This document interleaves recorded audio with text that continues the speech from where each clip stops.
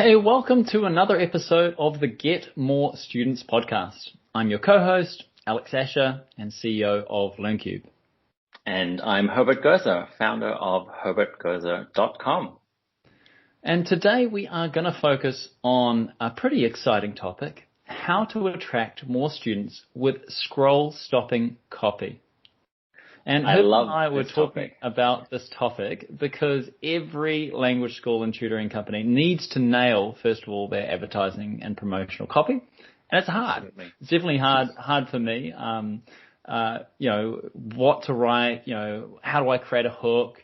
How do I create a great headline? I'm really worried about getting it wrong or being too salesy. And look, and I know this from my own experience because, I have to write my own copy for LearnCube, and actually I find it really difficult. And just to give you a bit of background, so LearnCube specializes in helping online language schools and tutoring businesses to grow with our virtual classroom and our online school solutions. And so we have to create this copy. And as I say, I actually find it so hard sometimes that I definitely need to ask Herbert, who is an expert on this, and writes ad copy, not just for himself and for his digital marketing agency, but literally on behalf of hundreds of language schools and education businesses. And so that's why I'm so excited about this conversation, not because I'm an expert, but actually because Herbert is, and this is his craft. And Herbert, I'm really excited to kind of learn more during this session. Me too. I love this topic, Alex. I think it is something that is not on a lot of people's radar. People might not think it's very important, what you write in an ad, the body of an ad, but it really can make the difference between someone just gleaning over an ad and continuing scrolling, or actually taking in your message and clicking on your ad, which of course is the goal. Yeah, I think also, even just sort of my own experience, it's quite easy when you're starting out to feel like you're making progress with advertising just by the number of, say, impressions or something. Like there's always a vanity metric that one of the platforms is willing to tell you about that kind of makes you feel somewhat good about your advertising. But often it's not just about like, hey, yeah, I got my brand or my message in front of another person. The whole idea is you're wanting to get some kind of response. And I think that's what we're going to be talking about today as well, Herbert. Exactly. The difference between just general brand advertising versus direct response advertising, and really the goal of copywriting. It is an art form, and it really is crafting words for the sole purpose of conversion, getting people to take a specific action, the action that you want them to take. So yes, we're not going to talk about brand awareness to get in front of the most eyeballs. A lot of companies spend millions of dollars to do that. But we assume you want to get the most bang for your buck in terms of ad spend and ad budget. So creating compelling copy can really make you stand out from the pack and get users' eyeballs onto your school. That's it. And also speaking from somebody that's made a bit of a hash of it myself on many an occasion, what do people get wrong when they're doing ad copy? What are the things that we forget? Right. A lot of people forget to put themselves in their customers' shoes. And then they think about themselves or their company, their school, and how amazing their school is, how great their teachers are, which is all well and good, and you should include that at one of the stages of the copy. But you really need to know what is pushing your target audience's pain points, what are their desires, what are their end goals, what are they looking for in a language course or a tutoring company, and including that in your copy, especially at the beginning, to capture their attention. That's it. So I think what you've told us first of all is maybe just they start with a very kind of superficial view of what a student would want or what a customer would want, which often just reflects what they want as a school or a tutoring agency rather than what's Exactly. the outcome that the student's really looking for. Like, it's a lot deeper than just, hey, they're trying to learn. I offer learning. Here we go. Exactly. And, I see ads from education companies every single day, and usually they're using quite short ad copy, maybe one sentence or two or three sentences max. And basically they go like, we have the best teachers, enroll in our courses. That's it, you know. Yeah, Um, because you're thinking about impressions, right? You're just like, yeah, you're hey, like, oh, I need to sell. I need to sell. You know, yeah, you need to enroll in our language courses because they're the best. But you're providing no proof or backup. You're not telling a story why your courses are so highly rated. And that's where you can really, dive into the, emotional side of people's kind of decision making, and grab their attention through I've long got copy. one thing I was just thinking on there, and just to kind of clarify for our listeners, is there is a difference though in terms of you will write different ads and have different options depending on what platform and what purpose you're doing your ads for. So, Herbert, if I'm not mistaken, we're going to be talking particularly about maybe with the background, like you might be writing a copy for a Facebook ad or something where you can do longer copy rather than a Google search ad where you are very limited by characters and therefore short copy might be your only option. But again, you might have some ideas on it. Is that right? Absolutely. I mean, that's why, at our agency, we love working with, Facebook and Instagram, in terms of getting that awareness, from people who have not heard about your school or your company before, because you have the ability and the creative freedom to write basically as many words as you want in that copy.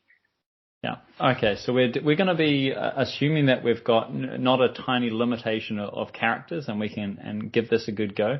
So, couple of things that we've got wrong, or now we know that would be mistakes or things to look out for. Not putting yourself in the customer's shoes, using short copy, maybe it not being very emotive. What else can you tell us about the things that people maybe forget or get wrong? Right. Using complicated or technical words in your copy.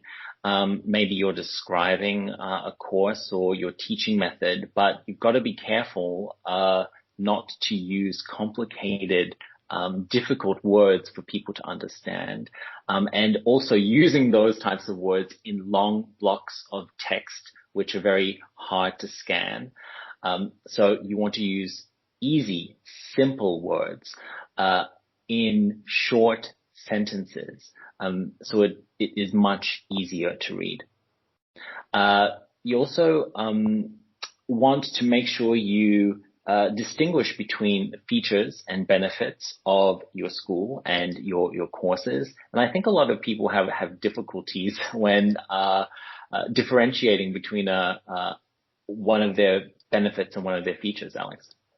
Oh, and, definitely to have the ad copy match with what the user will see and read after they click on your ad. So what is on your landing page, needs to match with the, text in your ad. Yeah, I mean, I guess it's one thing having something that somebody will take an action on, but if it leads to something totally different that they'll never take an action on, then No, that's a waste of everybody's time and money. exactly. So Yeah. you've really set this out for us, Herbert. So not putting self in other people's shoes, short copy. It's not emotive, jargon, long blocks of copy, confusing what a feature and benefit is, disjointing or creating almost like a bait and switch. Now, I can definitely say and put my hand up that I've done a lot of these areas. But the good thing is, even talking with you, Herbert, this is something we can all improve. Like, this is a skill. This is something that we could all improve on. Absolutely. Takes practice. And so what I'm excited about is in this next section, you telling us through what to do and maybe how to go about even starting building some of these skills.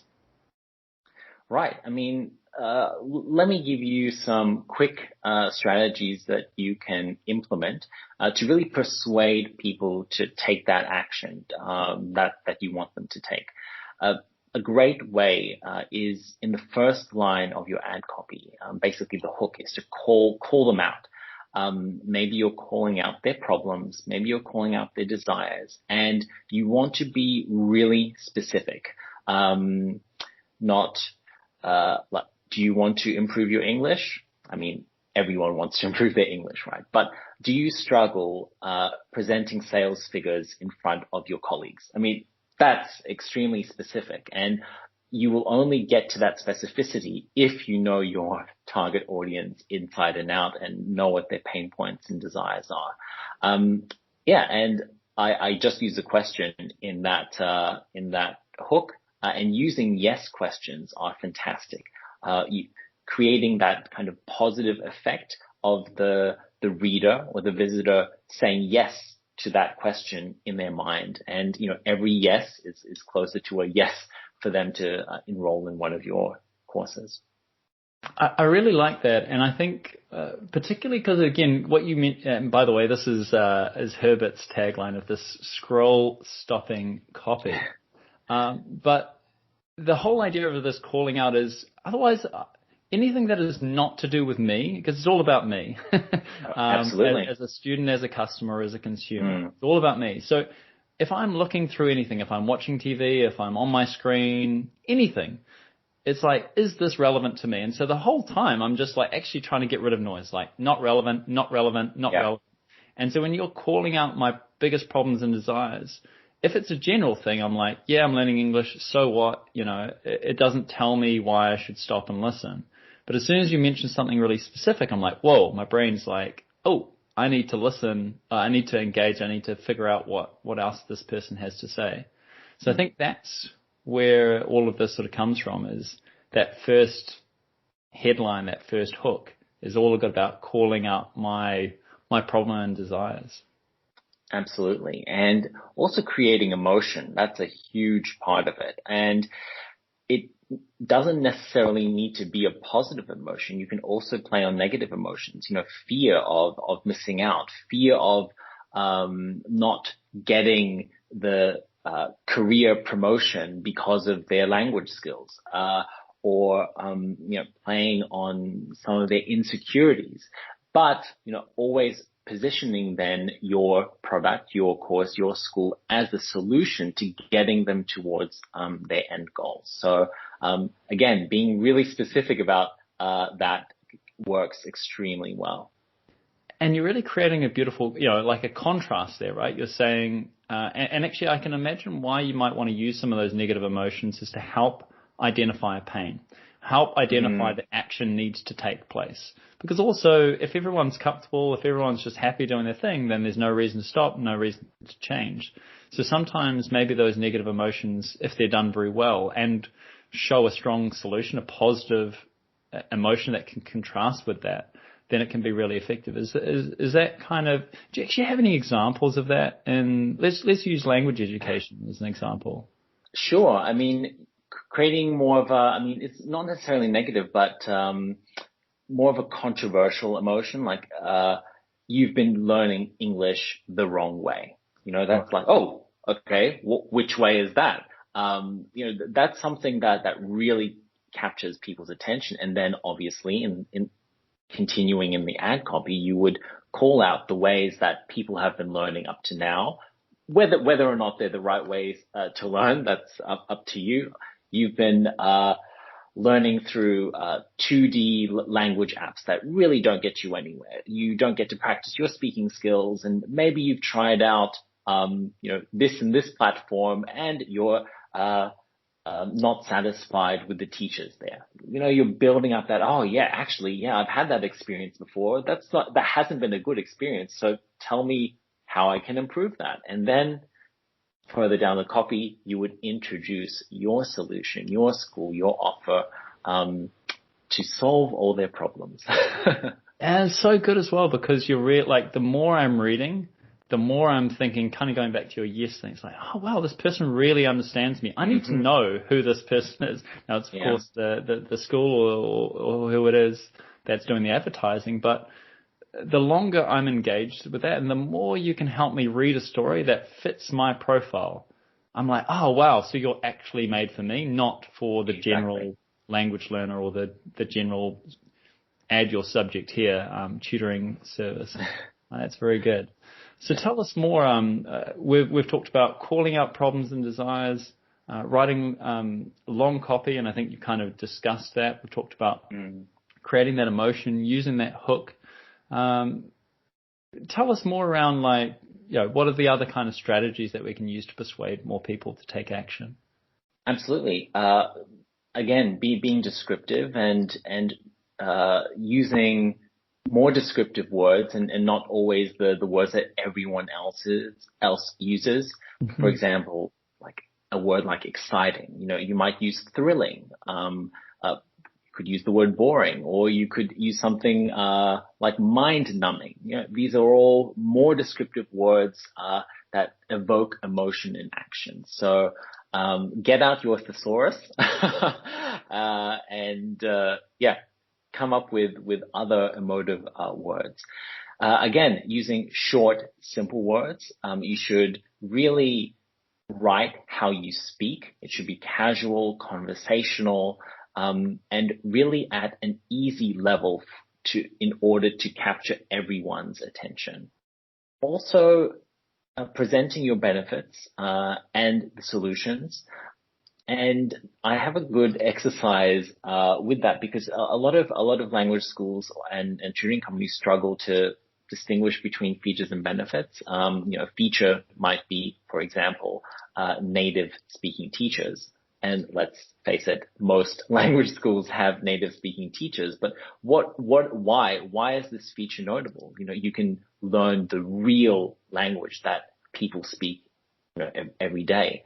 You'll be understood. It might be about the culture, it's about them bringing both the language skills, but also the cultural understanding. Exactly. And then you have to ask yourself, what is this kind of pain point, the core pain point this problem solves? Maybe it's feeling embarrassed or misunderstood in certain situations. And why does your potential customer need this? Maybe it's to build their confidence in, speaking the language. So really the benefit of having native speaking teachers is getting more confidence in everyday situations when you communicate. And so these are the sorts of kind of exercises you can do in order to really make your ads stand out from the sea of ads that are quite, the same.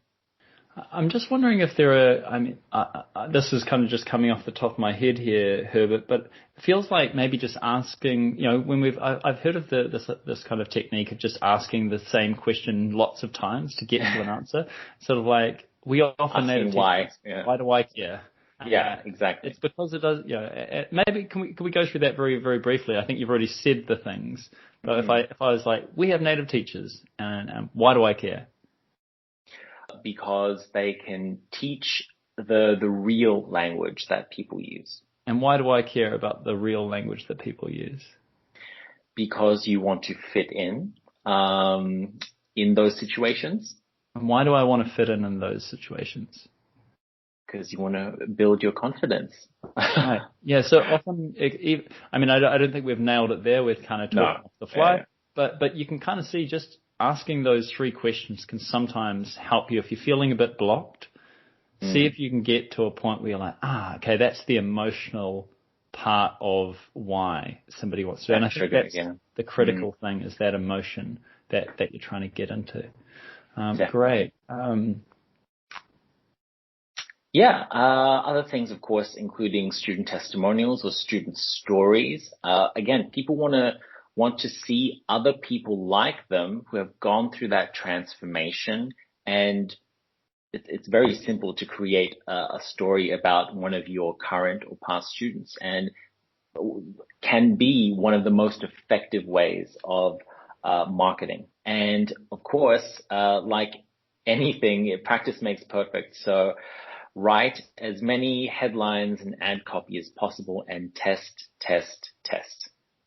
I like that, Herbert. And in fact, one other kind of practical tip I would give is, of course, test, but test and run it by other people. I think one of the things that I've definitely been guilty of is I spend all this time working in my head trying to create ad copy, and then I'm putting it straight out there. Like, you really need some other human beings to maybe kind of, hey, out of these these are the three that I think are the strongest. What do you think? And you could ask any layperson, and they should be able to give you a pretty good indication of like, hey, this seems sensible and short and easy to understand what you want.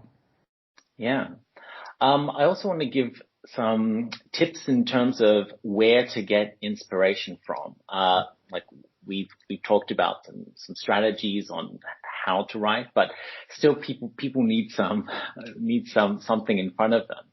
And I think in terms of headlines, the best headlines you will find are in magazines like Cosmopolitan, on the Daily Mail, tabloids. Those are expert copywriters there because they sell the story in the headline. I can't stress that enough. You'll get some fantastic inspirational ideas from magazines and publications like that because they're always free, so, these tabloids. You want to click. They're cheap and free, That's what they sell is they sell the sizzle. Exactly. So one actual final thing, I don't know if we kind of spend enough time on, but I think it's super important is just that you have to have just one specific call to action when you're doing ad copy. I've definitely been guilty of it, and B, seen other people be guilty of trying to do too much in one ad. There is one ad, there is one call to action, and everything leads to that. And the headline you should be able to see, hey, I got it. I was drawn to this particular thing, and the call to action is so clear what I need to do to be able to solve that pain, deal with that emotion, get that thing that I want. But that should be totally clear. Absolutely. So Herbert, we've dealt with quite a lot of both the things that we maybe get wrong and the things that we do right in terms of these strategies, which are calling out the user's problems and desires, making the ads all about them, writing long copy, creating emotion, using a hook, using short, simple words, presenting the benefits and solutions, having one specific call to action. And then you also provided some just simple strategies as well, like using yes questions, using student testimonials, and of course, practice, practice, practice. So you've definitely inspired me. Thank you so much for that, Herbert. Very welcome.